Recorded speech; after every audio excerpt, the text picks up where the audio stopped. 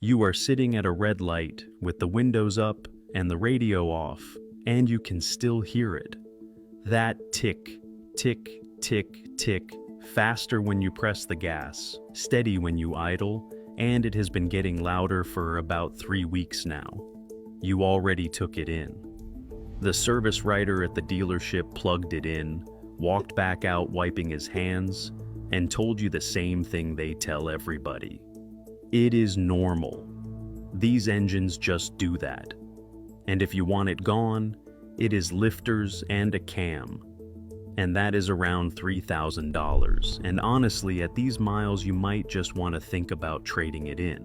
He was not lying to you exactly. He was reading from a script, and that script leaves out the part where there is a bottle sitting on the shelf at the same parts store where you buy your wiper blades.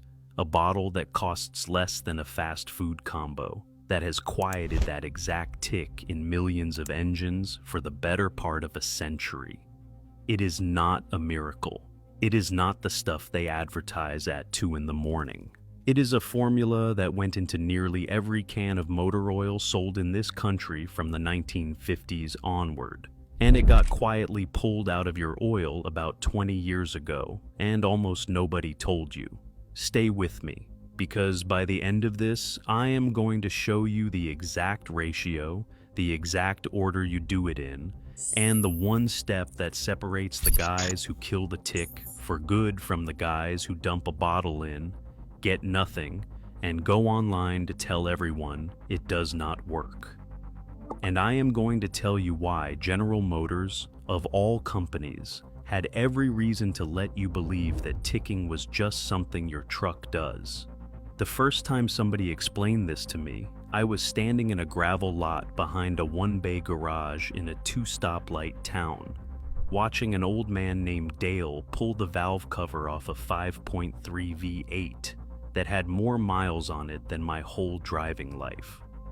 Dale spent 30 years on the line at a Chevy dealership before he got tired of being told what he was allowed to fix. His own shop was the kind of place with a coffee pot from the Nixon administration and a shelf of oil bottles by the door, and half of those bottles were labels you cannot buy anymore.